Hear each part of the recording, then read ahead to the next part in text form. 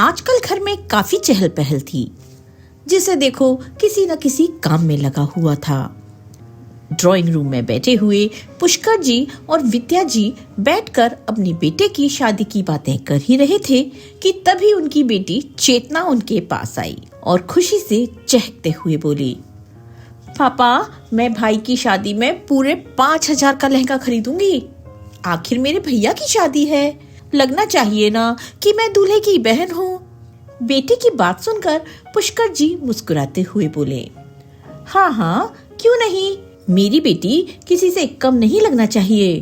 तू चिंता मत कर, मैं तुझे 5,000 रुपए लहंगे के लिए दूंगा और अलग से भी रुपए दे दूंगा। तुम अपने पसंद का लहंगा भी खरीद लेना और बाकी का जो कुछ चाहिए वो भी ले लेना। घर में शादी बार बार थोड़े ही होती है, जो चाहिए वो खरीद लेना। बाप बेटी की बातें सुनकर पास में बैठी विद्या जी चिढ़ते हुए बोली, हाँ हाँ, और सर पर चढ़ा लो अपनी बेटी को। 5,000 का लहंगा दिलवाओगे? क्या जरूरत है इतना महंगा लहंगा लेने की? अरे लेने दो ना, उसकी भाई की शादी है। रामकिशन जी बोले तो विद्या जी ने कहा, जी नहीं, कोई जरूरत नहीं है इतना महंगा लहंगा दिलाने की। कुछ दिन पहले मैं तुम्हारे लिए एक साड़ी लेकर आई थी ना, उस साड़ी का मैं घर पर ही लहंगा बना दूंगी। माँ की बात सुनकर चेतना ने मुंह बनाते हुए कहा, क्या माँ, आप ही कैसी बातें करती हो? मैं आपके हाथ का सिला हुआ लहंगा पहनूंगी तो लोग क्या कहेंगे कि भाई की शादी में इतना सादा लहंगा पहन रखा है। मैं आपके हाथ से सिला हुआ लहंगा तो बिल्कुल नहीं पहनूंगी। बोलकर चेतना कमरे में चली गई। चेतना के इस तरह जाने के बाद पुष्कर जी विद्या जी से बोले, तुम क्यों मेरी बेटी को परेशान करती रहती हो? मैं इतना आखिर किस लिए कमाता हूँ अगर मैं अपनी बेटी की छोटी सी फरमाइश भी पूरी नहीं कर सकता? आपको ये फरमाइश छोटी लगती होगी, 5,000 का लहंगा मांग रही है। कल को ससुराल जाएगी और अगर इसकी फरमाइश ससुराल वाले पूरी नहीं कर पाए तो फिर ये कैसे रहेगी वहां? विद्या जी ने कहा तो पुष्कर जी बोले, तुम इसकी चिंता मत करो, मैं इसके लिए ऐसा लड़का ढूंढूंगा जो बहुत अच्छी नौकरी करता हो, खूब सारे पैसे कमाता हो। ऐसे घर में दूंगा अपनी बेटी को जहां उसे कभी पैसों की कमी महसूस ना हो। कहते हुए पुष्कर जी ने 7,000 रुपए निकाले, अपनी बेटी चेतना को आवाज देकर बुलाया और उसके हाथ में रुपए थमा दिए। चेतना खुशी से झूमते हुए अपनी माँ को पैसे दिखाते हुए बोली, माँ, ये देखो, भले ही आपने मना किया हो फिर भी पापा ने मुझे पैसे दे ही दिए। चेतना की बात सुनकर विद्या जी भी मुस्कुराने लगी और अंदर जाकर अपना सिलाई का काम करने लगी। थोड़ी देर बाद चेतना उनके पास आई और बोली, अच्छा माँ, ये बताओ, अभी तो आप मुझे पैसे देने से मना कर रही हो, लेकिन कल को घर में भाभी आ जाएगी, फिर तो हम दोनों आपसे पैसे मांगेंगे, फिर आप क्या करेंगी? अरे वो भी किसी की बेटी है जो हमारे घर आ रही है। अगर तुम्हारी फरमाइश पूरी करूंगी तो अपनी बहू की फरमाइश भी जरूर पूरी करूंगी, उसे भी अपनी बेटी बनाकर रखूंगी। माँ, मुझे भी भाभी को घर लाने की बड़ी जल्दी है। भाभी आ जाएंगी तो मुझे भाभी के साथ साथ एक सहेली भी मिल जाएगी। खूब सारी बातें करूंगी मैं उनके साथ। हम दोनों साथ में शॉपिंग करने जाएंगे, मूवी देखने जाएंगे, मॉल जाएंगे, खूब एंजॉय करेंगे। चेतना खुशी से चहकते हुए बोलती जा रही थी तो अपनी सिलाई का काम पूरा करते हुए विद्या जी बोली, अब मेरे सिर पर खड़ी भाभी के नाम का जाप ही करती रहेगी या रसोई में जाकर कुछ खाने के लिए भी बनाएगी? बड़ी तेज भूख लग रही है। हाँ ठीक है माँ, गोभी के पकोड़े बना लूं क्या? मौसम भी बारिश वाला हो रहा है और आपको तो पता है मेरे हाथ के पकोड़े कितने टेस्टी बनते हैं। हाँ हाँ मिट्ठू तोता, अपने मुंह से ही अपनी तारीफ कर लिया कर, किसी और को तारीफ करने का मौका ही मत देना। हंसते हुए विद्या जी ने कहा तो चेतना भी मुस्कुराते हुए रसोई में चली गई। समय अपनी गति से चल रहा था और आखिरकार चेतना के भाई की शादी वाला दिन भी आ ही गया। चेतना अपने भाई की बारात में भाई के साथ उसके ससुराल पहुंच गई और वहां अपनी भाभी मेघा को देखकर खुशी से चहकते हुए बोली, भाभी, आप तो बहुत सुंदर लग रही हो। लो काला टीका लगा देती हूँ, कहीं किसी की नजर ना लग जाए। कहती हुई चेतना अपनी आंखों का काजल निकालकर अपनी भाभी मेघा को लगाने लगी, तो मेघा ने बीच में ही उसका हाथ पकड़कर रोक दिया और बोली, क्या कर रही हो? अभी पार्लर से तैयार होकर आई हूँ। ये काला टीका लगाकर मेरा सारा मेकअप खराब कर दोगी तुम। और वैसे भी मैंने काला टीका लगाया हुआ है, तुम्हें लगाने की कोई जरूरत नहीं है। कहते हुए उसने चेतना का हाथ पीछे झटक दिया। थोड़ी देर के लिए तो चेतना को भी अजीब लगा, लेकिन फिर बाद में सोचने लगी कि भाभी सच ही तो कह रही हैं, पार्लर से तैयार होकर आई हैं। कहीं काजल उनके चेहरे पर लग जाता तो पूरा मेकअप बिगड़ जाता। इसलिए अपनी भाभी को कुछ भी न बोलकर चेतना हंसते हुए बाहर आ गई। शादी के सारे रीति रिवाज पूरे हो गए और अगले दिन सुबह मेघा विदा होकर अपने ससुराल आ गई। वो दरवाजे पर गृह प्रवेश के लिए खड़ी थी तो विद्या जी जल्दी से दौड़कर आई और बड़े ही लाड़ प्यार से अपनी बहू की आरती उतारकर उसे अंदर ले आई। उफ, ये घर कितना छोटा है, चारों तरफ से बंद है, इसमें तो हवा आने की कोई जगह भी नहीं है। मुंह बनाते हुए मेघा मन ही मन बड़बड़ाई जा रही थी। फिर अपनी ननद चेतना से बोली, चेतना, मेरा कमरा कौन सा है? मैं कौन से कमरे में बैठूंगी? मुझे मेरे कमरे में लेकर चलो, इधर तो मुझे बहुत गर्मी लग रही है। ठीक है भाभी, चलो मैं आपको आपके कमरे में लेकर चलती हूँ। भाभी का हाथ पकड़कर चेतना ऊपर जाने लगी, तभी विद्या जी उन्हें रोकते हुए बोली, अरे चेतना, तू अपनी नई नवेली भाभी को कहाँ लेकर जा रही है? अभी तो बहुत सारी रस्में होना बाकी हैं, पहले उनको तो हो जाने दो, फिर लेकर जाना भाभी को ऊपर। चलो भाभी, नीचे चलते हैं, चेतना ने कहा तो मेघा मुंह फुलाकर वापस नीचे आ गई और विद्या जी से बोली, जो भी रस्म करनी है जल्दी से कर लीजिए, मुझे बहुत घुटन महसूस हो रही है। हाँ बहू, तुम थक भी गई होगी, बस थोड़ी देर की बात है, ये कुछ रस्में खत्म कर लें, फिर तुम अपने कमरे में जाकर आराम कर लेना।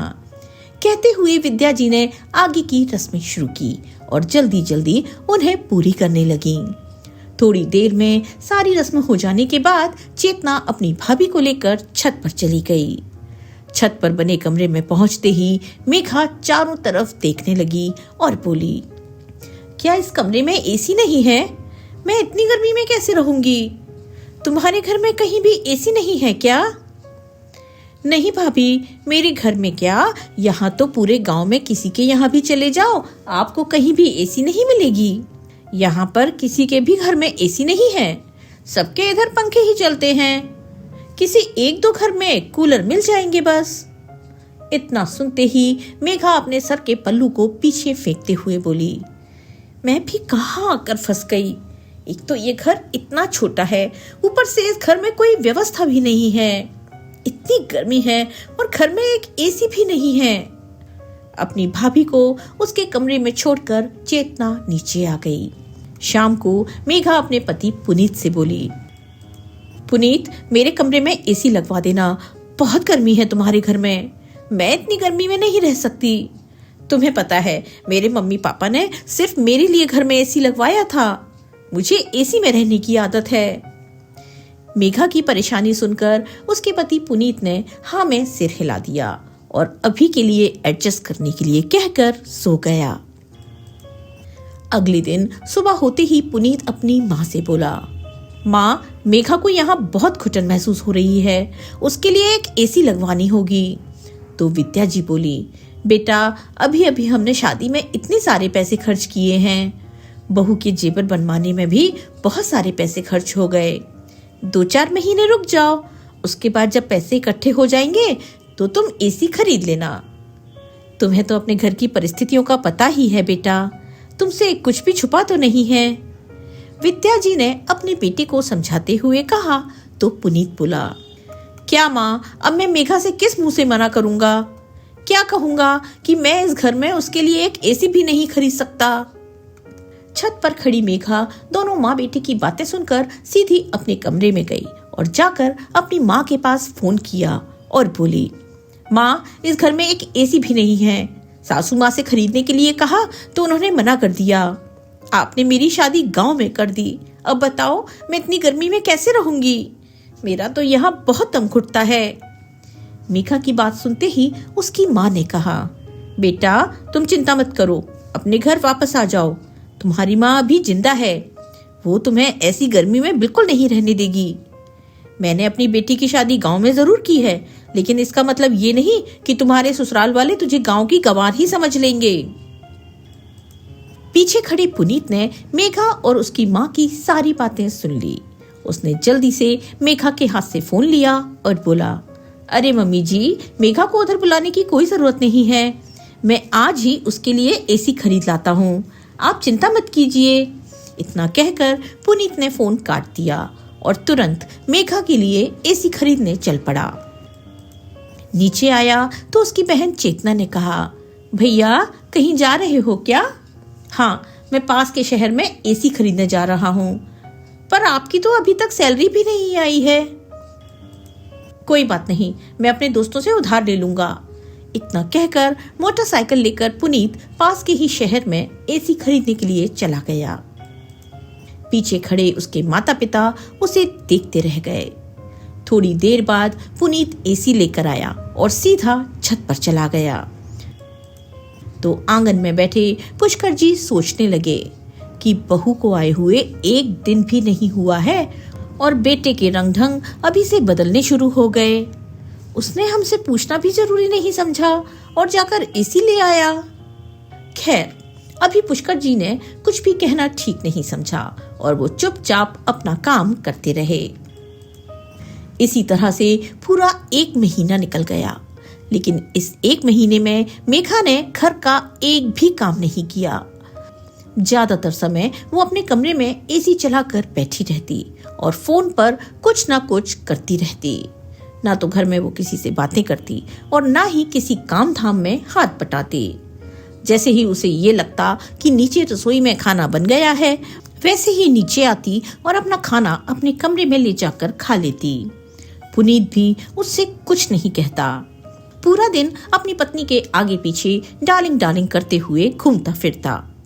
भाभी के आने से पहले तक तो चेतना भी बड़ी ही नटखट और चंचल स्वभाव की थी, लेकिन जब से भाभी आई थी तब से उसकी भी बोलती बंद हो गई थी।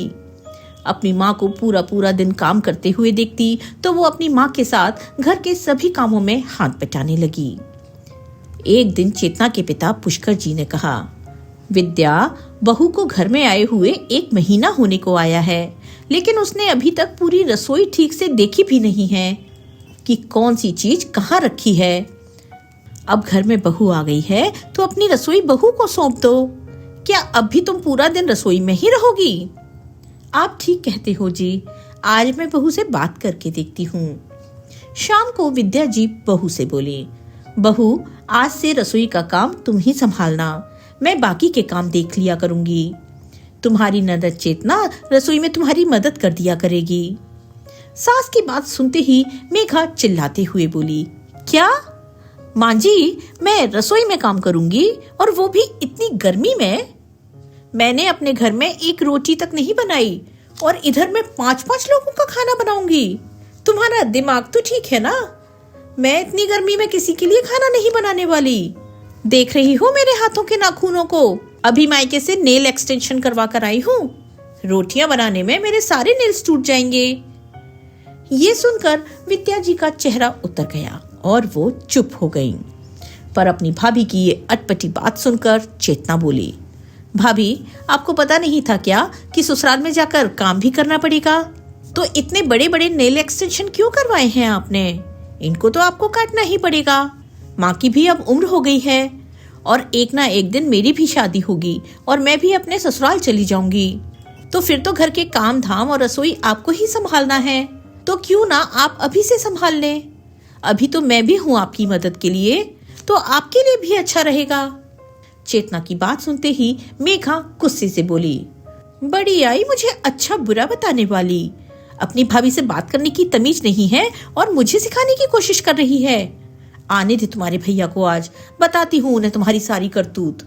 बोलकर मेघा बड़बड़ाती हुए अपने कमरे में चली गई। शाम को पुनीत घर आया तो उसके हाथों में दो दो बड़े बड़े पैकेट देखकर चेतना बोली, भैया पैकेट में क्या लेकर आए हो? तो पुनीत बोला, पहले ऊपर से अपनी भाभी को बुला कर लाओ, उसके बाद पता चलेगा इन पैकेट्स में क्या है। तो चेतना बेमन से अपनी भाभी को बुलाने कमरे में चली गई। मेघा बाथरूम में थी, इसलिए चेतना उधर ही कुर्सी पर बैठकर भाभी के निकलने का इंतजार करने लगी। लेकिन जब मेघा बाथरूम से निकल कर आई तो अपने कमरे में चेतना को बैठे हुए देखकर चिल्लाते हुए बोली, मेरे कमरे में क्या कर रही हो? अगर एसी की ठंडी हवा खाने का इतना ही शौक है तो अपने माँ बाप से कहकर अपने लिए एक एसी क्यों नहीं लगवा लेती हो? आ गई यहाँ पर एसी की ठंडी हवा खाने, चलो निकलो मेरे कमरे से। भाभी की बात सुनकर चेतना की आंखों में आंसू आ गए। वो रोती हुई नीचे उतर आई तो पुनीत खुद मेघा को आवाज लगाते हुए बोला, मेघा तुमने मुझे फोन करके कहा था ना कि तुम्हें कचौरी समोसे और जलेबियां खाने का मन हो रहा है, इसलिए देखो मैं तुम्हारे लिए सब कुछ खरीद कर लाया हूँ। जलेबी तो देसी घी से बनी हुई है, बस तुम जल्दी से नीचे आ जाओ। पुनीत की आवाज सुनकर मेघा ने ऊपर से ही कहा, एक काम करो पुनीत, सारा सामान ऊपर ही ले आओ, मैं नीचे नहीं आ सकती हूँ, नीचे बहुत गर्मी है, ऊपर एसी में बैठकर खाएंगे। पत्नी की बात सुनकर पुनीत दोनों पैकेट्स ऊपर लेकर चला गया। विद्या जी अपनी बेटी को रोते हुए देखकर बोली, क्या हुआ बेटी, तुम रो क्यों रही हो? किसी ने कुछ कहा है क्या? माँ आपको दिखाई नहीं देता क्या? भैया शादी के बाद कितने बदल गए हैं। पहले तो कुछ भी सामान लाते थे सबसे पहले मुझे खाने के लिए पूछते थे, लेकिन अब तो उन्होंने मुझसे पूछा भी नहीं, सारा सामान ऊपर ले गए। क्या तुम्हें नहीं पता है मुझे कचौरियाँ कितनी ज्यादा पसंद है? मैंने तो सोचा था घर में भाभी आएगी तो मुझे एक सहेली मिल जाएगी, लेकिन भाभी तो मुझसे ढंग से बात भी नहीं करती। भाभी के कमरे में जाओ तो भाभी अपने कमरे से भगा देती हैं। बेटे का बदला हुआ स्वभाव विद्या जी और उनके पति पुष्कर जी से छुपा नहीं था। वो लोग भी बहुत दिनों से बेटे बहू के इस व्यवहार को बर्दाश्त कर रहे थे। उधर कचौरी और जलेबी खाते हुए मेघा ने अपने पति पुनीत से कहा, सुनिए जी, मुझे गांव में अच्छा नहीं लगता, एक काम करते हैं, जहां तुम्हारी नौकरी है उधर ही एक बड़ा सा घर खरीद लेते हैं, हम दोनों उसी घर में रहेंगे, क्योंकि तुम्हारे यहाँ से जाते ही तुम्हारी माँ और बहन मुझसे झगड़ा करती रहती हैं। अब मैं उन्हें और बर्दाश्त नहीं कर सकती हूँ। मेघा ने झूठे आंसू बहाते हुए कहा तो पुनीत गुस्से से बोला, क्या उनकी इतनी हिम्मत जो मेरे पीछे से तुम्हारे साथ झगड़ा करें? अभी नीचे जाकर समझाता हूँ उन्हें। वो गुस्से से नीचे जाने लगा तो मेघा बोली, सुनिए जी, पहले मेरी बात तो सुनकर जाइए।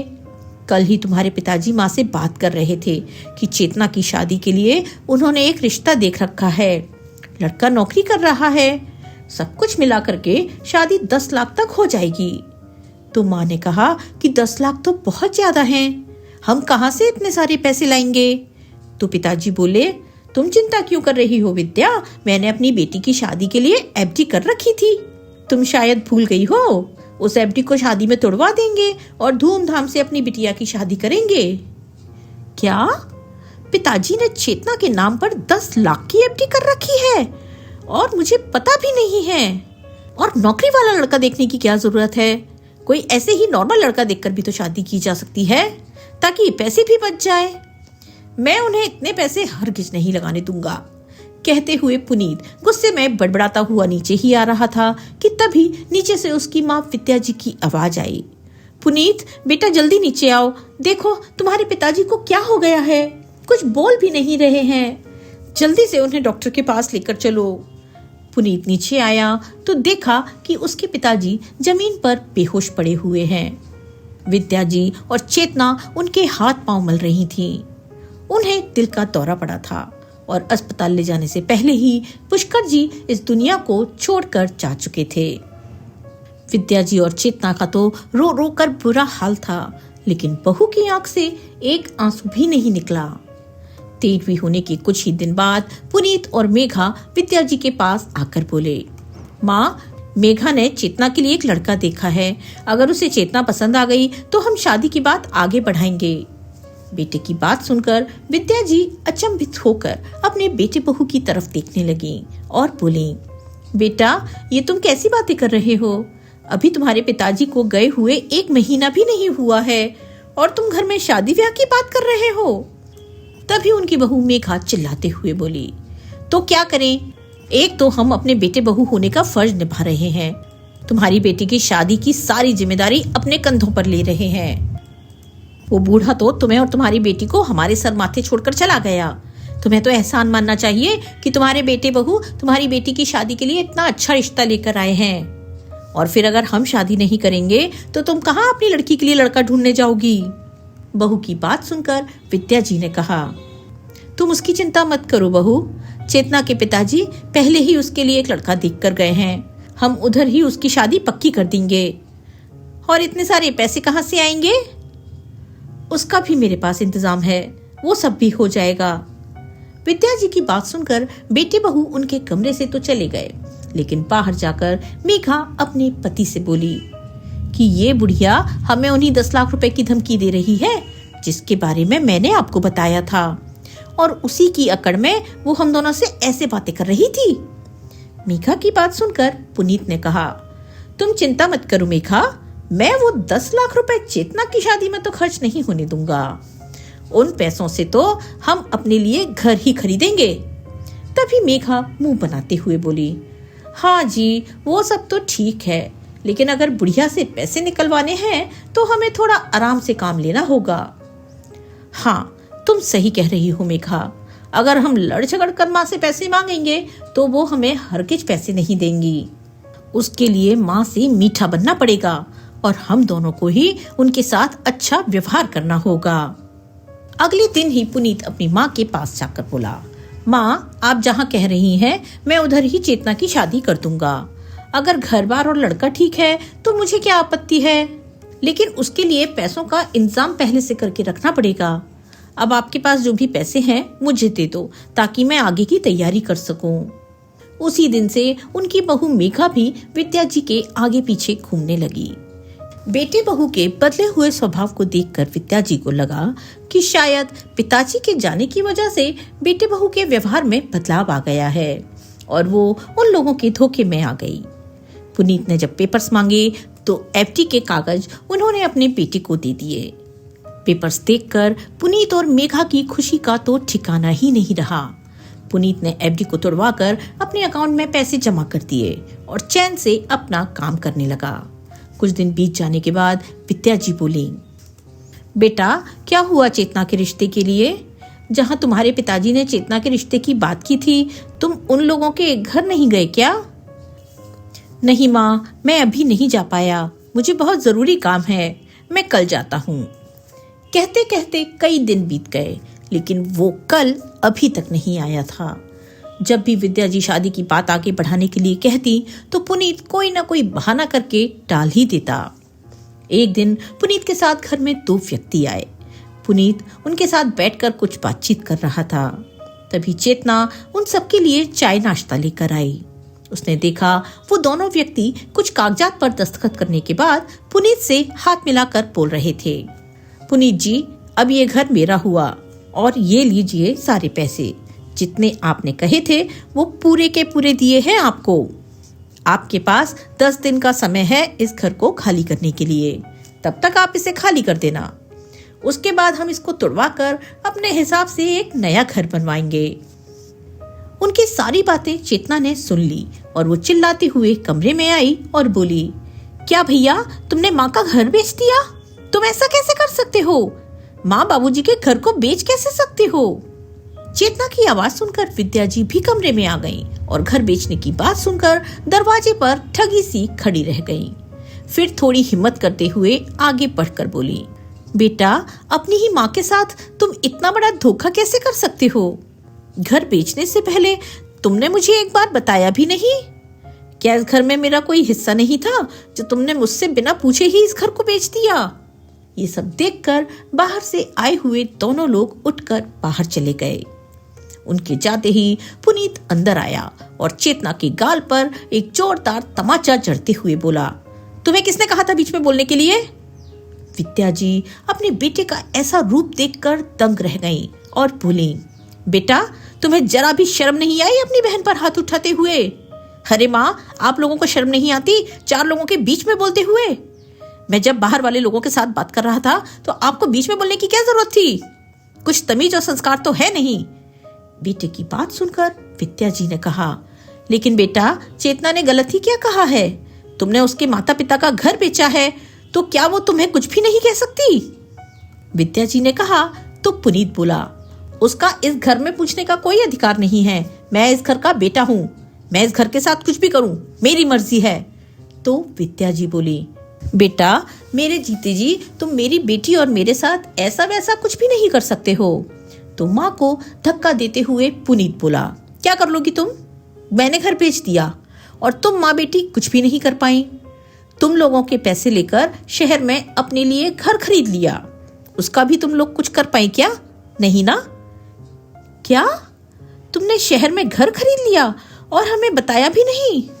तभी मुस्कुराते हुए मेघा आई और बोली, तुम लोगों को बताकर क्या करना था?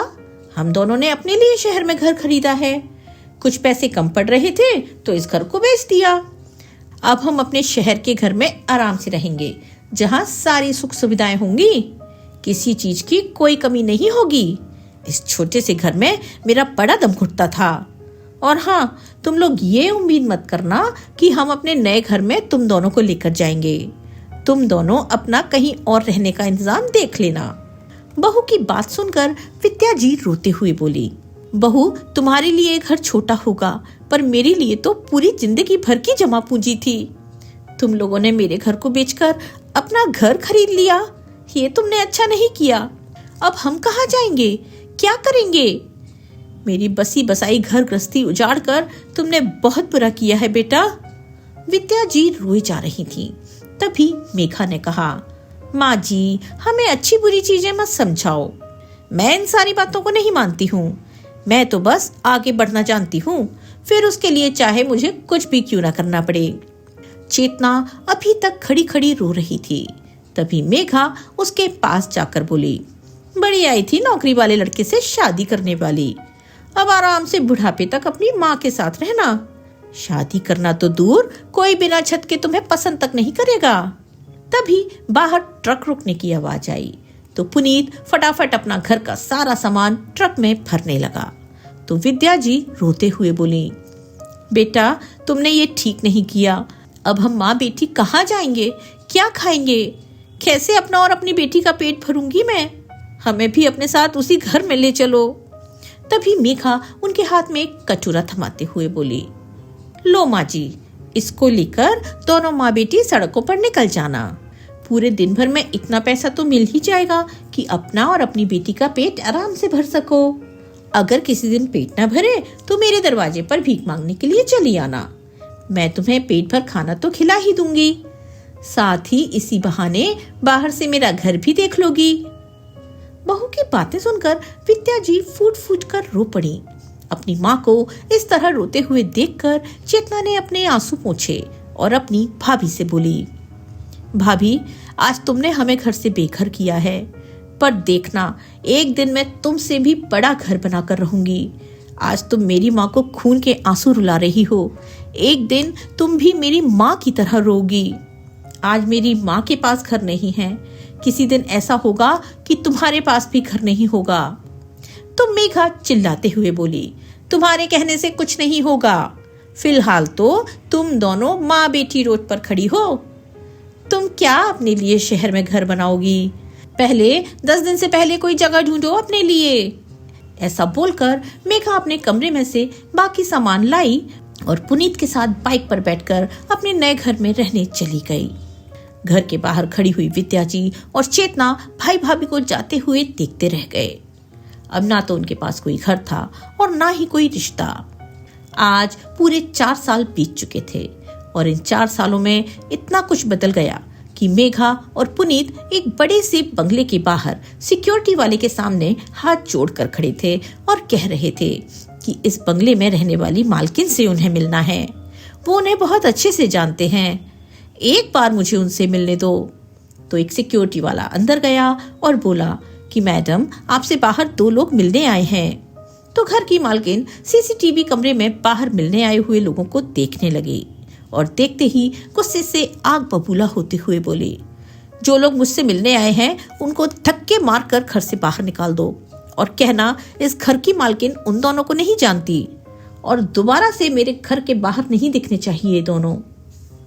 पर मैडम वो दोनों कह रहे हैं कि वो आपके भैया भाभी हैं। तो चेतना गुस्सा करते हुए बोली, मेरी माँ के अलावा इस दुनिया में मेरा कोई नहीं है। उन दोनों को अभी के अभी घर से बाहर निकालो।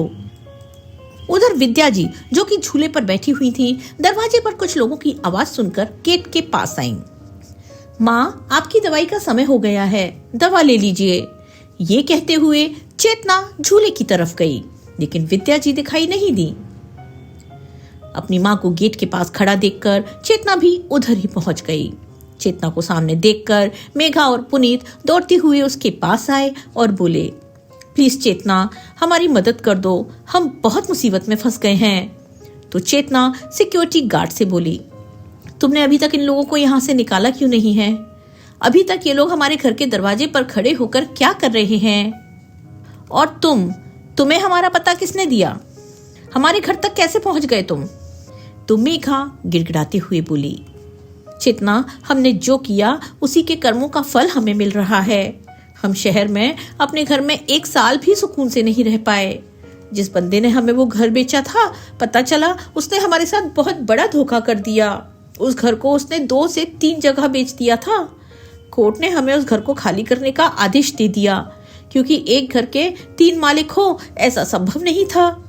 पिछले 3-4 साल से हम किराए के घर में रह रहे हैं। जैसे तैसे अपनी नौकरी से सारे खर्चे चला रहे थे। शहर के खर्चे तो तुम्हें पता ही है, बड़ी मुश्किल से घर खर्चा निकाल पा रहे थे। लेकिन तभी एक दिन अचानक से पुनीत की तबीयत खराब हो गई। हॉस्पिटल में भर्ती कराया तो पता चला कि उसके पेट में बहुत बड़ी पथरी है। ऑपरेशन कराने में हमारे बचे खुचे पैसे भी खर्च हो गए। अब तो हमारे खाने के लिए भी लाले पड़ गए हैं। इसलिए प्लीज हमारी कुछ मदद कर दो। चेतना, तुम तो इतने बड़े घर की मालकिन हो, तुम्हारे पास इतना पैसा है, क्या तुम अपने भैया भाभी की मदद भी नहीं कर सकती? पहली बात तो तुम ये बताओ कि तुम्हें हमारे घर का पता किसने दिया? चेतना ने कहा तो मेघा बोली, जब मैंने अस्पताल में पुनीत को एडमिट करा रखा था तो मैंने तुम्हें और माँ जी को उसी अस्पताल के सबसे बड़े डॉक्टर के साथ कार में बैठते हुए देखा था। आज स्टाफ के लोगों से पूछा तो स्टाफ ने बताया कि वो इस शहर के सबसे बड़े डॉक्टर राजीव की वाइफ हैं। दरअसल डॉक्टर राजीव जिस रास्ते से आते थे उसी रास्ते में एक छोटा सा घर इन्हीं दोनों माँ बेटी का भी था। चेतना अपनी कॉलोनी के छोटे छोटे बच्चों को ट्यूशन पढ़ाती थी, घर के काम करती थी और माँ को संभालने के साथ साथ सिलाई भी करती थी। और जब माँ बीमार होती तो इसी अस्पताल में उन्हें दिखाने के लिए लाती। चेतना की लगन, ईमानदारी और खूबसूरती को देखकर डॉक्टर राजीव ने उससे शादी करने का फैसला कर लिया। चेतना, मैं किसी तरह उधर से डॉक्टर राजीव का पता निकालकर तुम्हारे घर तक पहुंची हूँ। विद्या जी बहू की बात सुनकर अंदर से एक कटोरा लेकर आई और बहू के हाथ में थमाते हुए बोली, वैसे तो तुम दोनों हट्टे कट्टे हो, कहीं भी मजदूरी करके अपना पेट पाल सकते हो, लेकिन फिर भी भिखारी की तरह मेरे सामने हाथ फैला रहे हो, तो ये कटोरा ले लो और सड़क पर जाकर बैठ जाओ। दिन भर में इतने पैसे तो मिल ही जाएंगे कि जिससे तुम्हारा पेट भर जाए। माँ, आप तो मुझे शर्मिंदा कर रही हैं। नहीं भाभी, इसमें शर्मिंदा करने वाली क्या बात है? ये तो समय का खेल है। मैंने आपसे कहा था ना कि एक दिन शहर में मेरा भी बड़ा घर होगा। तो देख लो मेरा घर कितना बड़ा है। आपने हम दोनों माँ बेटी को सड़क पर भीख मांगने के लिए छोड़ दिया था, लेकिन देखो आज तुम दोनों भीख मांग रहे हो और मेरी माँ रानी महारानी की तरह मेरे साथ घर में रह रही है। चेतना की बात सुनकर आज मेघा शर्म के मारी जमीन में गड़ी जा रही थी। तभी पुनीत बोला, माँ आप ही चेतना को समझाइए ना, अपने भाई भाभी के साथ किस तरह का बर्ताव कर रही है। क्या हमारा कोई रिश्ता नहीं है चेतना से? चेतना चाहे कुछ भी कहे, लेकिन फिर भी मैं हूं तो उसका भाई ना। तभी विद्या जी पुनीत के गाल पर एक जोरदार तमाचा चढ़ते हुए बोली, कौन सा भाई? कैसा भाई? अरे तू तो भाई कहलाने के लायक भी नहीं है। ना तो तू अच्छा भाई है और ना ही अच्छा बेटा है। हम दोनों माँ बेटी को बेघर करके छोड़ाया था और आराम से अपनी पत्नी को लेकर शहर चला गया था। हम लोगों के साथ इतना बड़ा धोखा करने के बाद भी तुम लोगों को मेरी बेटी से मदद मांगते हुए शर्म नहीं आती? निकल जाओ इस घर से, हम तुम्हारी कोई मदद नहीं करेंगे। सिक्योरिटी, आगे से ध्यान रखना, इस तरह के लोग हमारे घर के आसपास भी नहीं फटकने चाहिए। इतना कहकर विद्या जी अपनी बेटी का हाथ पकड़कर अंदर ले गईं। पीछे से मेघा और पुनीत उन्हें आवाज लगाते हुए रह गए, लेकिन आज विद्या जी और चेतना ने पीछे मुड़कर नहीं देखा। दोस्तों, आपको ये कहानी कैसी लगी कमेंट करके जरूर बताएं। चैनल पर पहली बार आए हैं तो इसे सब्सक्राइब करना ना भूलें। मिलते हैं एक और कहानी के साथ। तब तक के लिए स्वस्थ रहिए, मस्त रहिए और अपने अपनों का ख्याल रखिए। आपका बहुत बहुत धन्यवाद।